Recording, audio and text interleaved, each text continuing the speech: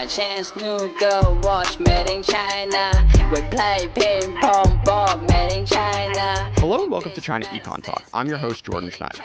How does a Marxist, Leninist, son of a Red Revolution, grow up to be a CEO of a globally competitive firm?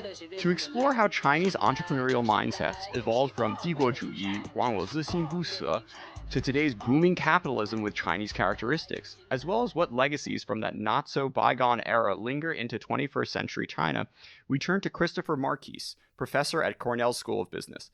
Chris, welcome to ChinaEconTalk. Thanks, Jordan. Great to be here. So today we're going to be looking at a few of your recent papers on Chinese communist ideology's impact on private sector firms. So I'm curious what got you interested in this topic in the first place. Yeah, so there's a couple of sort of intersecting threads that really got me started thinking about this. The first is that I'm really interested in understanding sort of how China has transitioned post-1978 from a sort of traditional Marxist-Leninist communist society to one that is much more capitalist and market-oriented. This is something you can see in the buildings that exist, the vibrant economy. How this the app store that we just changed your phone to. We're recording this live in Beijing. We just got Chris on 学习强国 and Douyin and Kuaishou and all this good stuff. So I am now totally up to date, thanks to Jordan.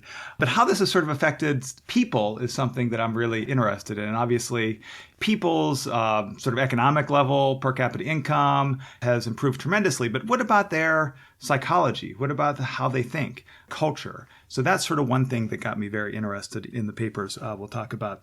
The second is, really there's sort of this fundamental contradiction sort of underlying the Chinese economy. On the one hand, the government talks a lot about communism, a lot of propaganda about sort of communist ideology.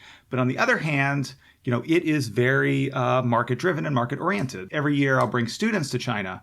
And invariably, these are students that have never been to China.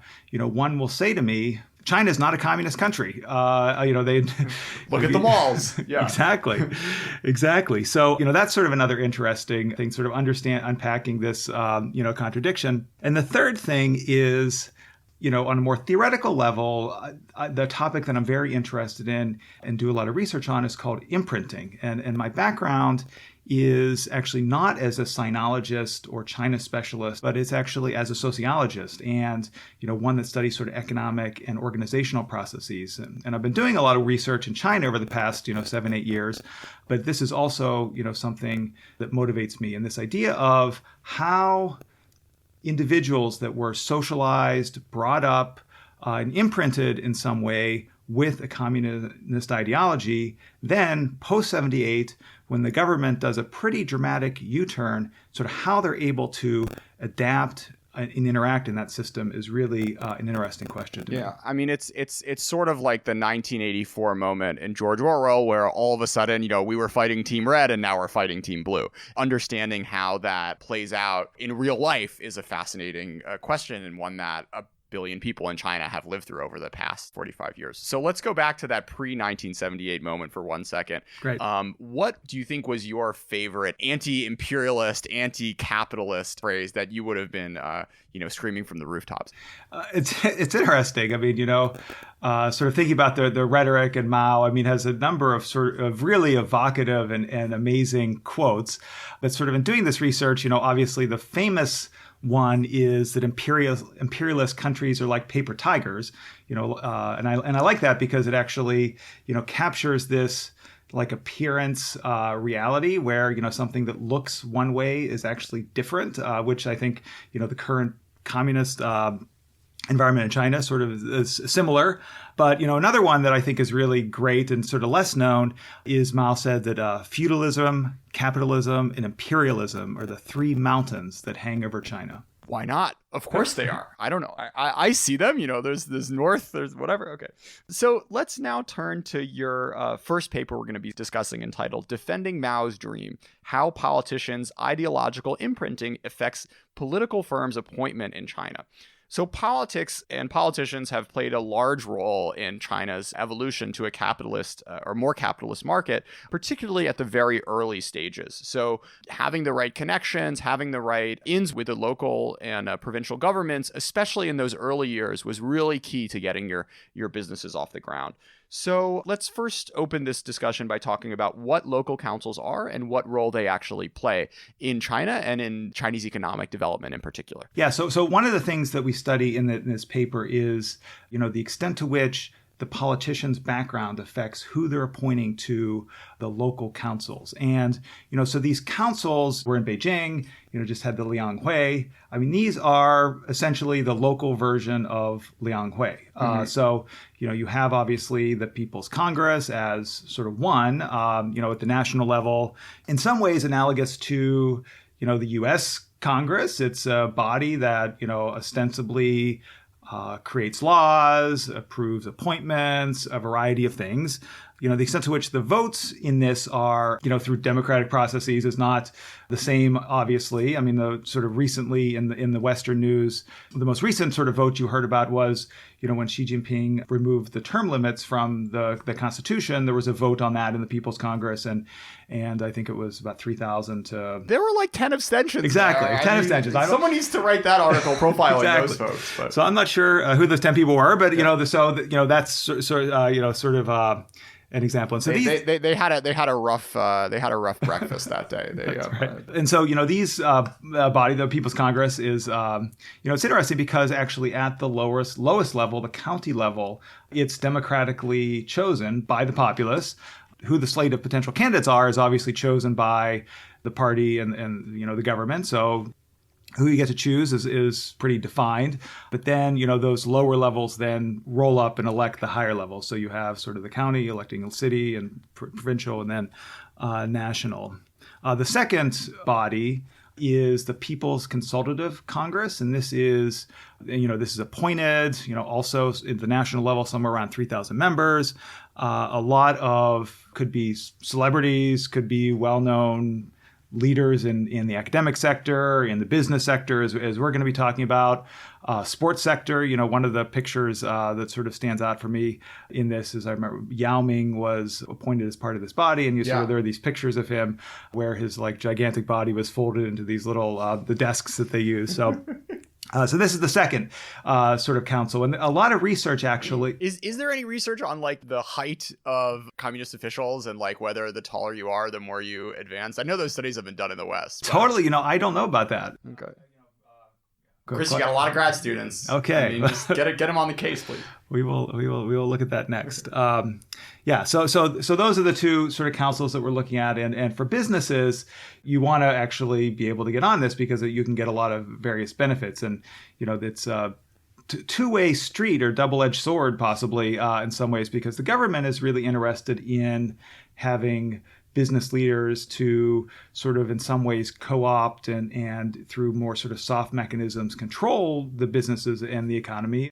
For instance, another sort of few years ago, I think around when I saw the Yao Ming picture, there was a lot of headlines because that year they'd invited many of the internet CEOs, like 4 or 5 of Sina, Tencent, Baidu, NetEase, 4 or 5 years ago, the sort of really big ones. Sure. And conversely, for the business folks, why you want to be involved in this? I mean, not so much potentially this affected the internet CEOs, but at these lower levels, when you are a smaller business, growing your business, actually having those close connections with the government, there's various preferential tax policies, land access you can get. At the city level, the city governments establish a lot of banks, so you potentially can get preferential loans. So, in some ways, I mean, the government's having these business folk interested in having them to, in some ways, co-opt and control, but actually the business leaders as well have a real interest to gain things from these appointments. Sure. So what you look at in your paper is politicians that have agency on who gets to join their councils, their backgrounds, and what that ends up meaning for who makes up these esteemed boards that presumably have long, not particularly interesting meetings, but maybe more interesting meetings after hours at banquet halls and whatnot. So tell us a little bit about the people who are making these appointments, what their backgrounds are, and how it's sort of played out at the local and provincial levels. Yeah, so it's very interesting. So what we study are actually mayors and sort of the background of mayors as sort of really important agents in this process. How governance at the different levels of the Chinese sort of party state work is that actually the party secretary is the most senior leader in, be it at the provincial level, the governor being the second highest in the city, the mayor is the second highest official, after the party secretary. And we actually collected data and studied both party secretaries and mayors and found actually it's the mayors that are really having the influential effect. And let me back up a second and tell you a little bit about the sort of the data and the study design that we put together. So we collected data on about 250 Chinese largest cities over about a 15-year period from 2000 to about 2015. And we gathered a lot of data on the mayors and party secretaries' background, with the idea of being that, maybe their prior connection to the local business, connection maybe to Beijing, their background, be it, the extent to which, the timing with which they entered the party, whether it was during times like the Cultural Revolution or not, may actually sort of have this imprint on them such that they may actually be in some ways stronger believers in the communist ideology than others. And this would then affect who they appoint to the councils, and may be much more less likely to appoint business leaders who are in some ways, these sort of one of these mountains, the capitalists are one of these mountains that are hanging over the Chinese populace. And so the analysis, we studied many of these different factors and really found that it was whether the mayor joined the CCP before 1978, when there was this much stronger orthodox Maoist utopian version of communism that was being articulated. And sort of after that, when the norms change, it doesn't have an effect. Impressionable youths. It seems like a pretty logical finding that there's a lot of Western writing about Maoist China, and basically, I think there's maybe an overrepresentation of people who are upset, have had terrible experiences, which are all real, right? But at the same time, this is what people live through. And if you're hearing something every day on the radio speakers, in the news, from your teachers, from your parents, it seems to make sense that sort of ideological background noise is going to filter through your life, even as the goals of the central government shift over time. Yeah, totally. And I mean, I think this is, we think this is really interesting because, you would think, of course, all those things happen in sort of the, 1984 example where, they changed teams, after 1978, increasingly, every year, the government, so the same entity, the party and the government that imprinted you originally has done a 180 basically and is now saying, bring in foreign direct investment, grow your economy. Yeah. It's interesting, during this period, the extent to which, these leaders were judged based on the GDP in their area is tremendous. So, there's some economics literature that sort of calls this the sort of GDP tournament, where all of the city and provincial and other local leaders they're trying to grow the GDP as fast as possible in their location, because this is the key KPI that they're judged against, and then they're promoted as a result of this. Xi Jinping has, recently called some leaders, GDP heroes. So it's interesting, there is this background people have, but you would think too that people might change over time, and particularly as the incentives become so obvious, pushing you in another direction. Right. Yeah. There was a show that got very hot at the end of 2018, which I've been working way through. I think I'm on episode 14 of 47, called 大江大河. In English, it's like a flowing river, and it's on YouTube with really good English subtitles. I recommend it. Everyone check it out. Spend some time on it. Have you caught it? I have not caught it yet. I mean, okay. I've heard of it, and I've started the first episode, but okay. I've not. So spoilers for everyone out there. Initially, there's this big tension where this very local communist functionary is giving these kids a hard time, even though they tested really well on the Gaokao the first year the Gaokao came out, but their parents had a bad social background during the Cultural Revolution, so they shouldn't have been allowed. According to this guy's mind, they shouldn't have been allowed to advance and go to school once the universities were open. This guy basically standing in for like the old mindset, and he's kind of villainized and eventually gets told that he's wrong by more enlightened party officials who over the course of the show end up being more and more enterprising from a commercial commercial standpoint and helping, these small factories in this little town grow and sell more bricks and start, growing rabbit hair and whatnot. So it's a fascinating show that kind of illustrates the evolution in mindset, and particularly how the Communist Party is comfortable with this story being told of like, look, after Mao died and after the Gang of Four, like we've got our heads on straight, and now we understand that growth and that improving people's livelihoods is the most important thing. So do encourage everyone to check out that show. Another media recommendation for you. Have you come across The Chinese Mayor on yes, Netflix? Of course. Yeah. Yes, definitely. Any thoughts on that? Want to make a no, except that I remember it was very interesting and definitely consistent with the sort of economic focus and sort of this GDP tournament view. I think definitely came through in that documentary. Sure. Yeah. I think it's still on Netflix, but if it's not, I have faith in you audience to find ways to come across it.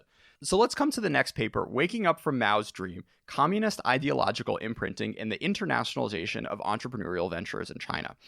So if you grew up in pre-1978 China, you grew up in an ideological milieu in which the world was divided into capitalist and communist socialist camps. And even the thought of cooperating or working with these rapacious foreign capitalists is sort of beyond the pale and would get you, made fun of in school and possibly much, much, much worse. So I'm curious if you could walk through some of the hypotheses of how this mindset ended up being filtered down and changing over time. The core hypothesis is really that firms that were sort of founded and led by individuals that were socialized into the CCP before 1978 are much less likely to go and internationalize their firms, despite the, again, sort of government's huge amounts of focus on going global in the post, 78 and post, 2001 period.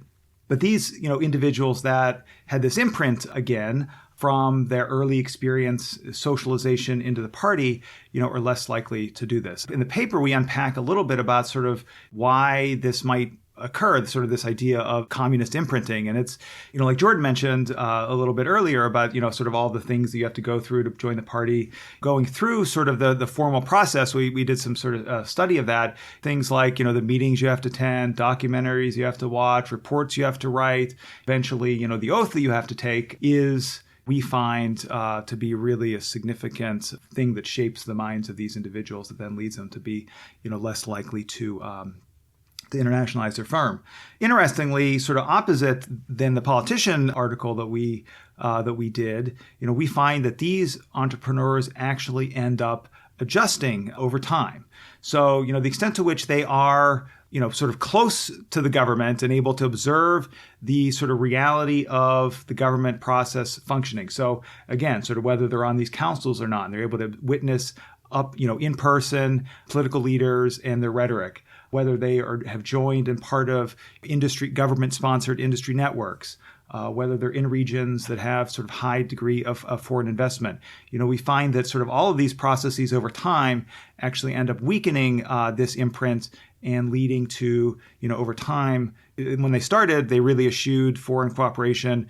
Over time, they're actually able to engage in foreign trade more likely. So the idea being you need to get the message that it's okay to work with these rapacious foreign capitalists over and over again in person and, have assurance from the powers that be in your local, in your city, in your province, that it's actually okay and this is actually really what we want you to do. Right, exactly. Mm-hmm. So it's fascinating, the idea that the government is the organization that kind of puts you in the mindset in the first place and is the only one that really has the power to change your mindset afterwards. It really seems like a lot comes down to this very top-down filtration of ideas in Chinese society. Yeah, no, I would definitely agree with you. I mean, we do find that, it's, we sort of describe this in the paper as sort of this imprint has the seeds of its own decay because it's the government and the party that formed this imprint, and so they're really the only ones that can actually take it away. So now I think is a good time maybe to dive a little more into the concept of imprinting. So could you talk a little bit about it and apply it back to this in the past paper? At the outset, this is really the sort of theory and topic that I've devoted a lot of time to in my career. And the idea originally came from this German biologist, Nobel Prize winner for this idea, Konrad Lorenz. And his idea was applied to animals. So, the famous example is goslings. So little geese, whenever they hatched from their eggs, the first thing they saw, they imprinted on. So if it's the mother geese, which is what should happen, they then follow mother goose around.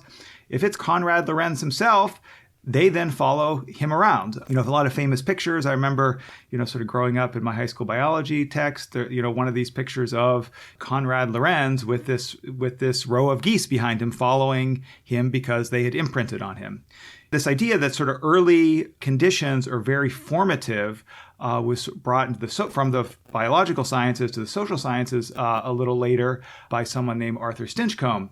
Made the arguments about this, but didn't really develop sort of the underlying processes and mechanisms. And that's really a lot of what I've been doing in the China context, but then also things like U.S. banking and venture capital, and looking at how sort of early sort of founders and experiences have a lasting effect. And so, you can see this in just sort of common day examples. Recently, in the last couple of years, there's been a lot of discussion in the Western media about Uber and about how, the Uber culture really reflects, the founder, Travis Kalanick, and just when they, when he left and they got a new CEO, how hard it would be for this CEO to sort of unpack this founder imprint. Sort of a funny example that I heard once when I was giving a talk on this, someone was in the audience and told this story, is that the early tech firm EDS, which was founded by Ross Perot, who ran for president, I think in the late 80s sometime.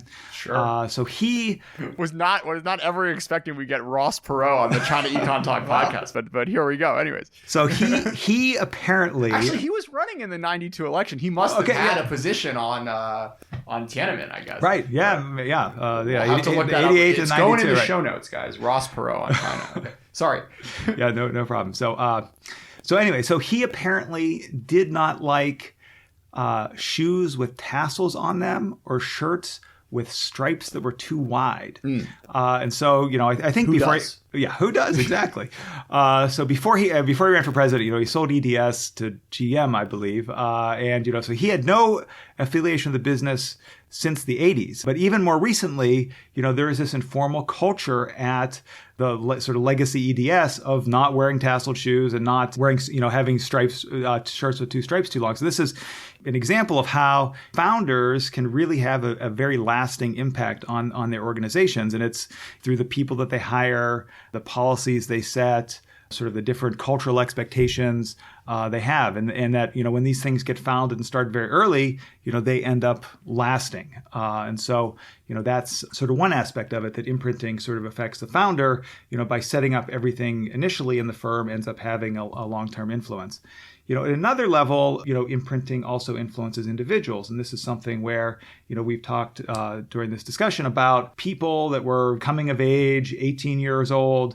They were actually going through socialization processes by joining the party that then had a lasting effect on their cognition. And so this idea that, through sort of long-term socialization education, that can also imprint individuals. Yeah, I mean, this is basically the argument that the U.S.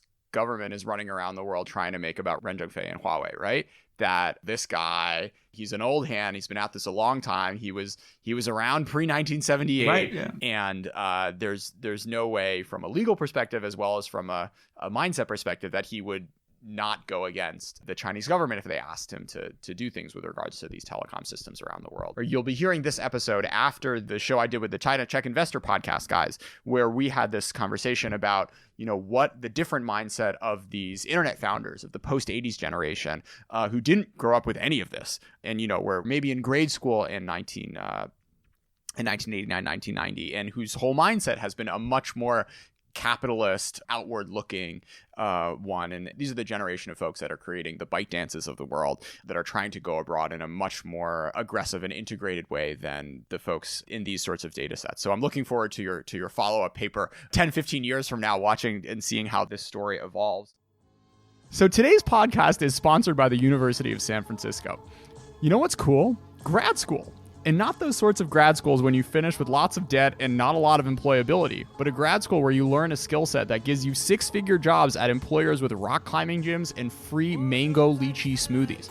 At USF's Masters in Applied Economics, in 2 years, you'll get the economics and data science training to work at top tech firms and policy bodies. Plus, for those non-US students out there, this program is designated STEM, so you can keep working in the US for 3 years after you graduate with no visa issues. To learn more and get a free application waiver, go to usfca.edu/Jordan.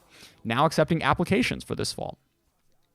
Let's come back a little bit to and down again to firm level decision making, which is another fascinating slice you've taken into this topic, called Resource Imprinting, Resource Allocation, and Venture Performance, a study of Chinese entrepreneurs. And this looks at the impact of living through starvation periods on future business decisions.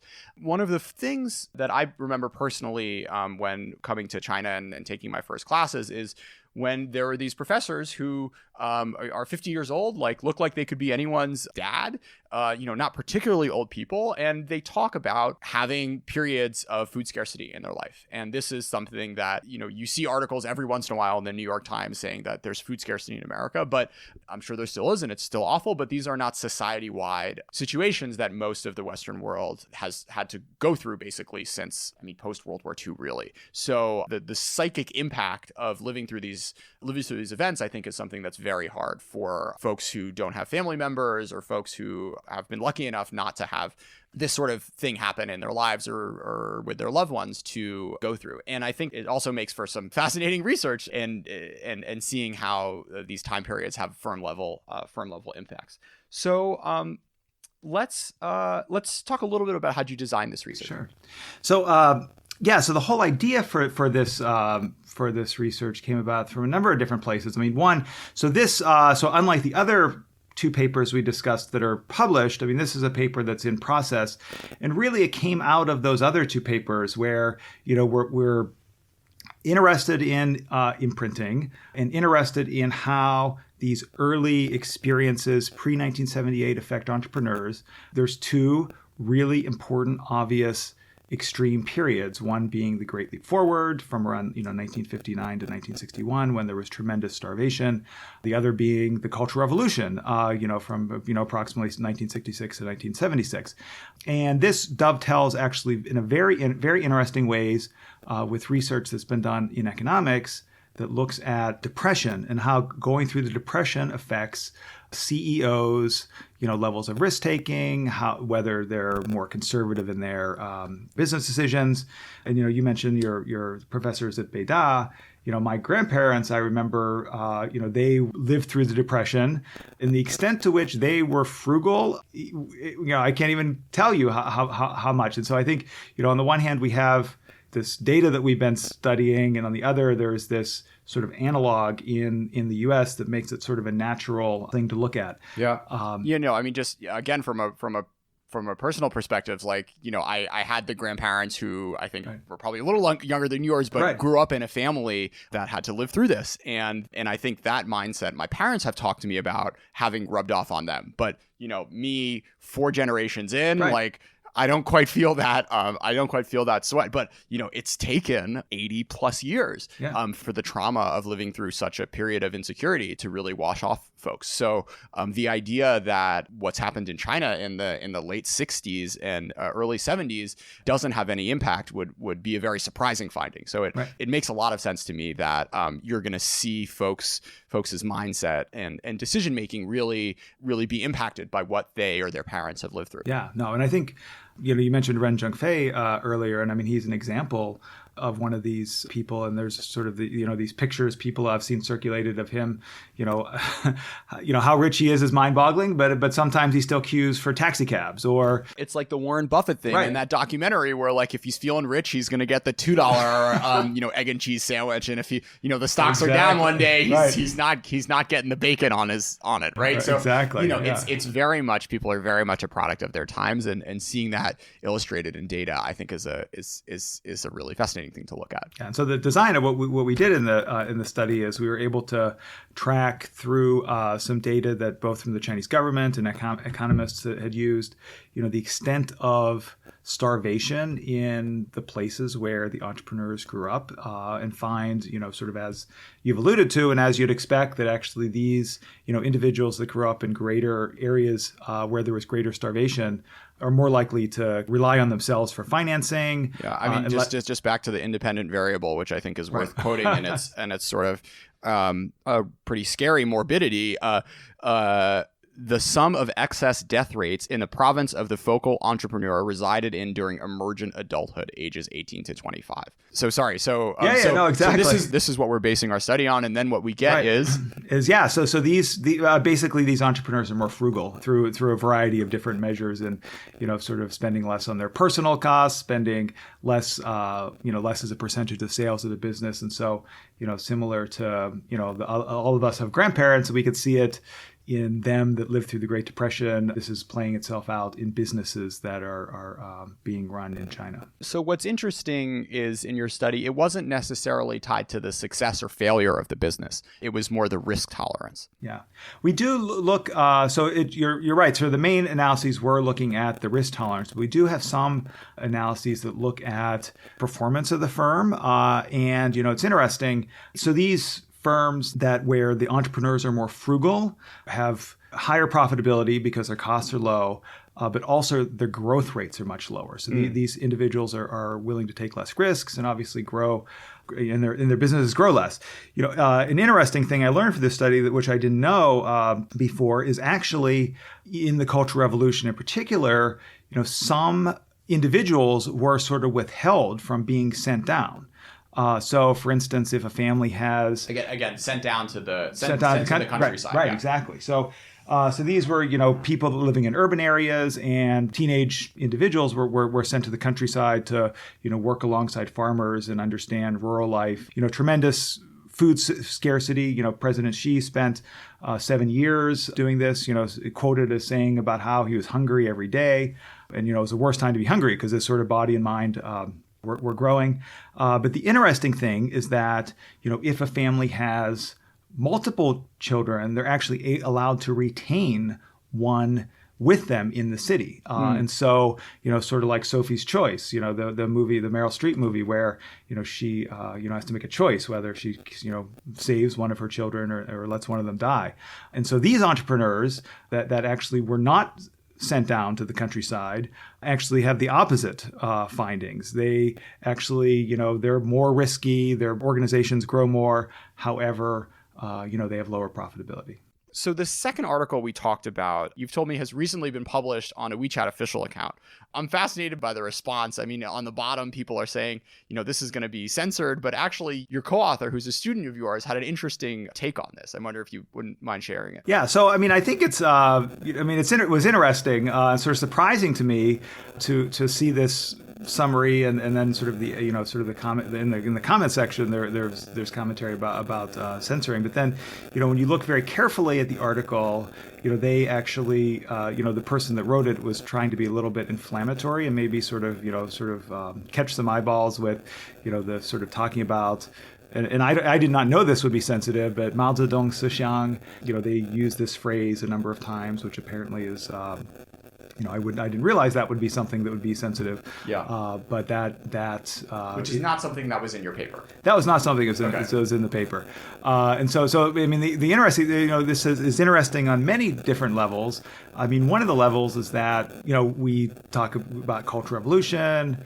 We talk about Mao and ideology. Both of these are relatively sensitive topics, but have actually not had any sort of pushback or people suggest to us that this is an issue. And there's was a more official summary of the article published through the journal, also on the same platform that this recent post was published, Gigi Tong, which, my friends would post it in their WeChat groups and got lots of nice little thumbs up and clapping hands. Yeah. But no one ever said anything about it being, sensitive. The interesting thing is this newer one, none of my friends have posted it, and people have said that it's sort of, to me personally, that it might be someone, it's probably going to be censored, and it's, someone is trying to, capture eyeballs. Yeah, no, it's fascinating. You don't necessarily think of, basically the conversation in the West around this stuff is there's a ton of self-censorship. But on the other hand, there's the flip side of like,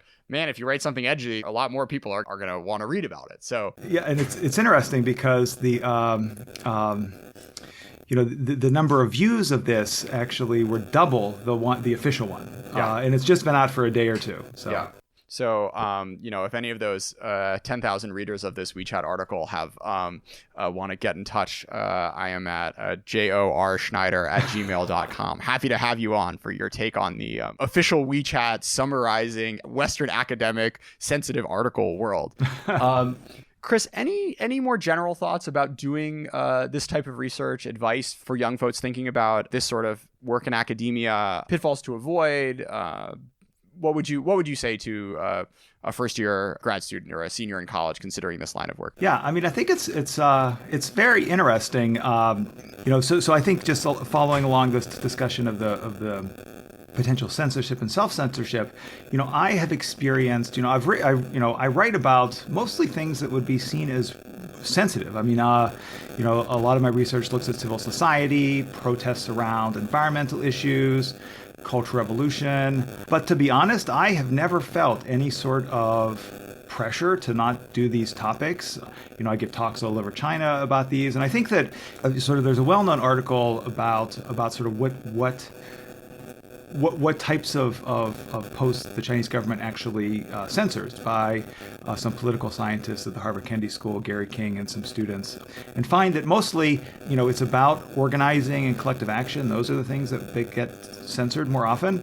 And so I just, I want to say that these, issues of civil society and government firm relations are tremendously important. And I think people should investigate them more. And I think that there is, you do run the risk of having someone misrepresent you on WeChat, and hopefully that will be corrected. We're in the process of trying to suggest to the author that they misrepresented things. I would not be afraid to actually tackle these issues. I mean, of course, you don't want to intentionally sort of poke a stick in the eye of the officials, but I do think, these issues are important to study, and so I really encourage people to study them. Sure. And maybe a more general pitch for sociology. I think you might be the first trained sociologist we've had on the show. So economics it makes the claim now to be the king science, and has the most folks in the White House and whatnot. But, there seems to be this growing realization over the past few years that sociology has really gotten short shrift maybe over the past few decades or so. So, yeah, I mean, I agree. I'm someone who, sort of let 1,000 flowers bloom. I mean, to sort of, bookend the show with Mao quotes. But, I do think, it's sort of, sociologists have this famous quote of, Paul Krugman, where he said, the hardest discipline, to study was sociology because it was so messy and complex and hard to actually identify what's going on. And so, this research that I've done, we have a variety of quantitative data, theory, historical data, and try to use sophisticated economic techniques to identify these psychological, cultural processes, and they're hard to do. And I think that, many times, economists and social scientists more generally fall in the trap of really only studying questions where it's sort of easy to study them. And I encourage future scholars, I mean, really, the things that are messy and hard to study is where the value is. And so I hope that, more people study sociology. Yeah, I mean, doing lots of regressions and understanding small market moves, as opposed to answering questions like how has a nation's psyche evolved over time. This is the sort of stuff you can get if you take that extra sociology class. So do encourage folks to give the discipline a chance. Chris, thanks so much for coming on ChinaEconTalk. Great. Thanks so much for having me, Jordan. It was a lot of fun.